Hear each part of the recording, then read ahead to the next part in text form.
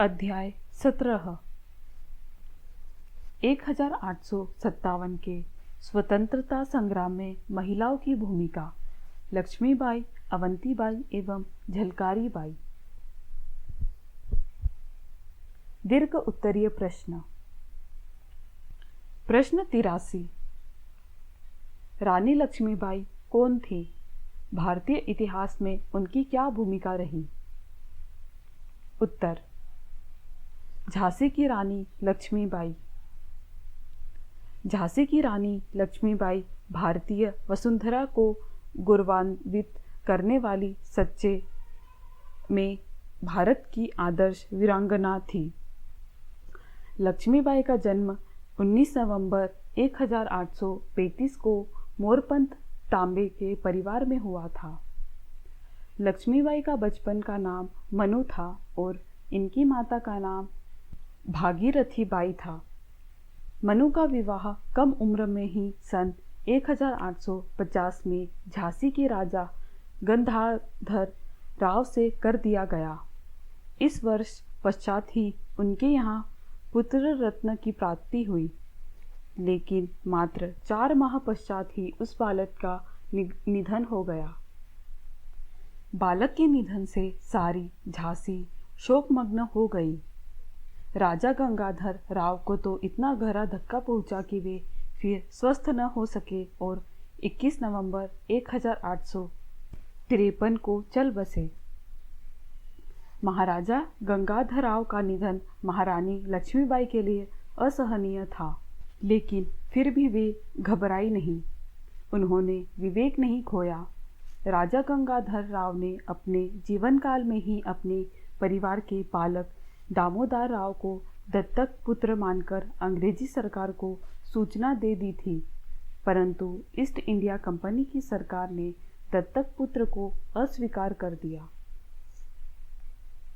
अंग्रेजों से संघर्ष। लॉर्ड डलहौजी ने गोद की नीति के अंतर्गत दत्तक पुत्र दामोदर राव की गोद अस्वीकृत कर दी और झांसी को अंग्रेजों राज्य में मिलाने की घोषणा कर दी। पॉलिटिकल एजेंट की सूचना पाते ही रानी के मुख से यह वाक्य प्रस्फुटित हो गया, मैं अपनी झांसी नहीं दूंगी। 7 मार्च 1852 में झांसी पर अंग्रेजों का अधिकार हो गया, लेकिन झांसी की रानी ने पेंशन अस्वीकृत कर दी और नगर के राजमहल में निवास करने लगी। यहीं से भारत की प्रथम स्वाधीनता क्रांति का बीज प्रस्फुटित हुआ। अंग्रेजों की राज लिप्सा की नीति से उत्तरी भारत के नवाब और राजे महाराजे असंतुष्ट हो गए और सभी में विद्रोह की आग भभक उठी। रानी लक्ष्मीबाई ने इसको स्वर्णावसर माना, क्रांति की ज्वालाओं को अधिक सुलगाया तथा अंग्रेजों के विरुद्ध विद्रोह करने की योजना बनाई। रानी के इस कार्य में नवाब वाजिद अली शाह की बेगम हजरत महल, अंतिम मुगल सम्राट की बेगम जीनत महल, स्वयं मुगल सम्राट बहादुर शाह, नाना साहब के वकील अजीमुल्ला, शाहगढ़ के राजा, वानपुर के राजा मर्दन सिंह और तात्या टोपे आदि सभी सहयोग देने लगे। चर्बी वाली घटना से विद्रोह की जो चिंगारी जली थी, उसके फलस्वरूप भारत की जनता में विद्रोह की ज्वाला भभक गई। समस्त देश में सुसंगठित और सुदृढ़ रूप में क्रांति को कार्यान्वित करने की तिथि 31 मई 1857 निश्चित की गई, लेकिन इससे पूर्व ही क्रांति की ज्वाला प्रज्वलित हो गई और 7 मई 1857 को मेरठ में तथा 4 जून 1857 को कानपुर में भीषण विप्लव हो गए। कानपुर तो 28 जून 1857 को पूर्ण स्वतंत्र हो गया। अंग्रेजों के कमांडर सर ड्यूरोज ने अपनी सेना को सुसंगठित कर विद्रोह दबाने का प्रयत्न किया। उन्होंने सागर, गढ़कोटा, शाहगढ़, मदनपुर, मड़खेड़ा, वानपुर और तालबेहट पर अधिकार किए और नृशंसतापूर्वक अत्याचार किए। फिर झांसी की ओर अपना कदम बढ़ाया और अपना मोर्चो केमासन पहाड़ी के मैदान में पूर्व और दक्षिण के मध्य लगा लिया। झांसी की रानी लक्ष्मीबाई पहले से ही सतर्क थी और वानपुर के राजा मर्दन सिंह ने भी इस युद्ध की सूचना तथा उनके आगमन की सूचना प्राप्त हो चुकी थी। 23 मार्च 1858 को झांसी का ऐतिहासिक युद्ध आरंभ हुआ। कुशल तोपची गुलाम गोस खां ने झांसी की रानी के आदेशानुसार तोपों के लक्ष्य साधकर ऐसे गोले फेंके कि पहली बार में ही अंग्रेजी सेना के छक्के छूट गए। रानी लक्ष्मीबाई ने 7 दिन तक वीरतापूर्वक झांसी की सुरक्षा की और अपनी छोटी सी सशस्त्र सेना से अंग्रेजों का बड़ी बहादुरी से मुकाबला किया। रानी ने खुले रूप से सामना किया और युद्ध में अपनी वीरता का परिचय दिया। वे अकेले ही अपनी पीठ के पीछे पुत्र दामोदर राव को कसकर घोड़े पर सवार हो अंग्रेजों से युद्ध करती रही। बहुत दिन तक युद्ध का क्रम इस प्रकार चलना असंभव था। सरदारों का आग्रह मानकर रानी ने कालपी प्रस्थान किया। वहां जाकर भी वे शांत नहीं बैठी। उन्होंने नाना साहब और उनके योग्य सेनापति तात्या टोपे से संपर्क स्थापित कर विचार विमर्श किया। रानी की वीरता और साहस का लोहा अंग्रेज मान गए, लेकिन उन्होंने रानी का पीछा किया। रानी का घोड़ा बुरी तरह घायल हो गया और अंत में वीरगति को प्राप्त हुआ, लेकिन रानी ने साहस नहीं छोड़ा और शौर्य का प्रदर्शन किया। कालपी में महारानी और तात्या टोपे ने योजना बनाई और अंत में नाना साहब, शाहगढ़ के राजा, वानपुर के राजा मर्दन सिंह आदि सभी ने रानी का साथ दिया। रानी ने ग्वालियर पर आक्रमण किया और वहां के किले पर अधिकार कर लिया। विजयोल्लास का उत्सव कई दिनों तक चलता रहा, लेकिन रानी इसके विरुद्ध थी। यह समय विजय का नहीं था, बल्कि अपनी शक्ति को सुसंगठित कर अगला कदम बढ़ाने का था। सेनापति सर रोज अपनी सेना के साथ संपूर्ण शक्ति से रानी का पीछा करता रहा और आखिरकार वह दिन भी आ गया जब उसने घमासान युद्ध कर ग्वालियर का किला अपनी कब्जे में ले लिया। रानी लक्ष्मीबाई इस युद्ध में भी अपनी कुशलता का परिचय देती रही। 18 जून 1858 को ग्वालियर का अंतिम युद्ध हुआ और रानी ने अपनी सेना का कुशल नेतृत्व किया। वे घायल हो गई और अंततः उन्होंने वीरगति प्राप्त की। इस प्रकार झांसी की रानी ने अंग्रेजों के सामने कभी झुकी नहीं और वीरतापूर्वक लड़ते हुए अपना बलिदान दिया।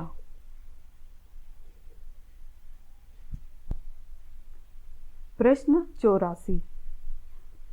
रानी अवंतीबाई पर एक टिप्पणी लिखिए। उत्तर। रानी अवंतीबाई सन 1857 के स्वतंत्रता संग्राम में जिन वीरांगनाओं ने अहम भूमिका निभाई और अपने देश के स्वतंत्रता की लड़ाई के लिए अपने प्राण तक न्यौछावर कर दिए, उनमें एक नाम मध्य भारत के रामगढ़ की रानी अवंतीबाई भी बड़े सम्मान से लिया जाता है। तत्कालीन रामगढ़ वर्तमान मध्य प्रदेश के मंडला जिले में अंतर्गत 4000 वर्ग मील में फैला हुआ था। सन 1850 ईस्वी में विक्रमादित्य सिंह रामगढ़ की गद्दी पर बैठे।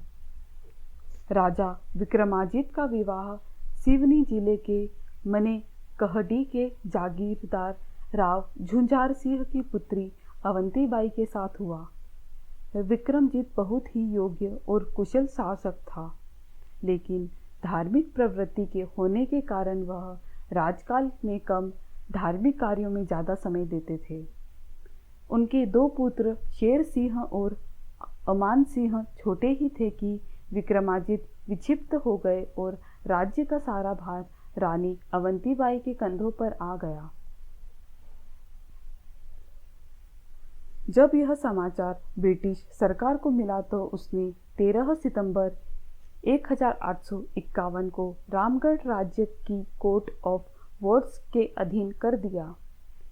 उस समय तो रानी यह अपमान खून का घुट पीकर रह गई, किंतु उन्होंने प्रतिज्ञा की कि वह इसका बदला लेकर रहेगी और तब तक चैन से नहीं बैठेगी जब तक देश को अंग्रेजों में स्वाधीन न करा लेगी। इसी बीच अचानक राजा विक्रमादित्य की मृत्यु हो गई। लॉर्ड डलहौजी की राज्यों को हड़पने की नीति का कुचक्र पूरे देश में तेजी से चलने लगा और कई राजवाड़े और जागीरदार अंग्रेजों के खिलाफ संगठित होने लगे। इसी क्रम में रानी अवंतीबाई ने आसपास के ठाकुरों, जागीरदारों और राजाओं को एकत्र कर अंग्रेजों के विरोध का फैसला किया। गढ़ा मंडला के शासक शंकर शाह के नेतृत्व में विद्रोह के लिए विजयादशमी का दिन निश्चित किया गया। क्रांति का संदेश गांव-गांव पहुंचने के लिए अवंतीबाई ने अपने हाथ का लिखा हुआ पुर्जा भिजवाया कि देश और आन के लिए मर मिटो या फिर चूड़ियाँ पहनो, तुम्हें धर्म इंसान की सौगंध है, जो इस कागज का पता दुश्मन को दो। 20 मार्च 1858 को रानी अवंतीबाई ने भी रानी दुर्गावती का अनुकरण करते हुए युद्ध लड़ते हुए अपने आप को चारों तरफ से घिरता देख स्वयं तलवार भोंक कर देश के लिए बलिदान दे दिया। उन्होंने अपने सीने में तलवार भोंकते वक्त कहा कि हमारी दुर्गावती ने जीते जी दुश्मन के हाथ से अंग न छुए जाने का प्रण लिया था, इसे न भूलना। उनकी यह बात भविष्य के लिए भी अनुकरणीय बन गई। वीरांगना अवंतीबाई का अनुकरण करते हुए उसकी दासी ने भी तलवार भोंक कर अपना बलिदान दे दिया और भारत के इतिहास में इस वीरांगना अवंतीबाई ने सुनहरे अक्षरों में अपना नाम लिखा दिया। प्रश्न 85। झलकारी बाई कौन थी? इतिहास में उनकी भूमिका बताइए। उत्तर। झलकारी बाई भारत के प्रथम स्वतंत्रता संग्राम 1857 से जुड़े घटनाक्रम में जिन महान देशभक्तों का नाम लिया जाता है, उनमें से एक झांसी की रानी की समकालीन तथा उनकी सेना की एक सिपाही झलकारी बाई भी है। झलकारी बाई के संबंध में वैसे तो ज़्यादा इतिहासकारों ने नहीं लिखा है, लेकिन BL वर्मा ने अपनी उपन्यास झांसी की रानी में तथा रामचंद्र हेरन ने उपन्यास माटी में झलकारी बाई का जिक्र किया गया है। इन्हीं के आधार पर 1964 में भवानी शंकर विरासत ने झलकारी बाई का पहला आत्मचरित्र लिखा था। झलकारी बाई का जन्म बुंदेलखंड के एक गांव में 22 नवंबर को एक निर्धन कोली परिवार में हुआ था। उनके पिता का नाम सदोवा उर्फ मूलचंद कोली और माता जमुना बाई उर्फ धनिया था। झलकारी बाई बचपन से ही साहसी और दृढ़ प्रतिज्ञ बालिका थी। बचपन से ही झलकारी घर के काम के अलावा पशुओं की देखरेख और जंगल से लकड़ी इकट्ठा करने का काम भी करती थी। एक बार जंगल में झलकारी की मुठभेड़ एक बाघ से हो गई थी और उन्होंने अपनी कुल्हाड़ी से उस जानवर को मार डाला था। वह एक वीर साहसी महिला थी। झलकारी का विवाह झांसी की सेना में सिपाही रहे पूरन कोली नामक युवक के साथ हुआ। पूरे गांव वालों ने झलकारी बाई के विवाह में भरपूर सहयोग दिया। विवाह पश्चात वह पूरन के साथ झांसी आ गई। झांसी की रानी लक्ष्मीबाई की नियमित सेना में वह महिला शाखा दुर्गा दल की सेनापति थी। वह लक्ष्मीबाई की हमशक्ल भी थी।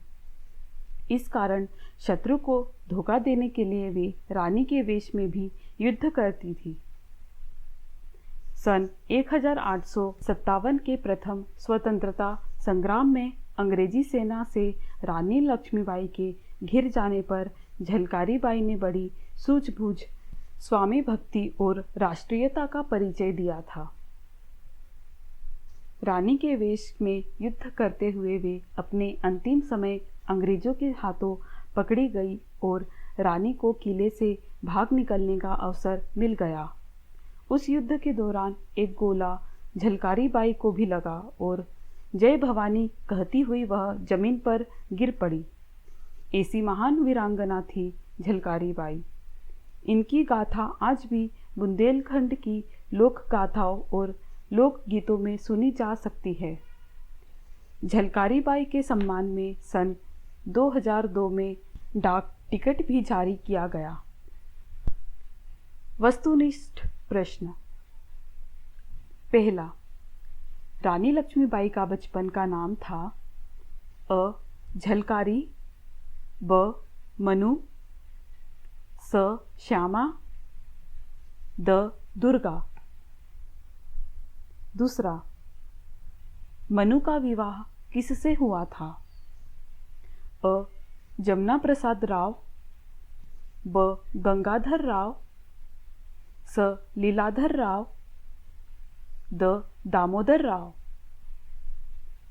तीसरा, यह नारा किसने दिया था, मैं अपनी झांसी नहीं दूंगी? अ. रानी दुर्गावती, ब. रानी अवंतीबाई, स. रानी लक्ष्मीबाई, द. रजिया सुल्तान। चौथा, रानी अवंतीबाई कहाँ की रानी थी?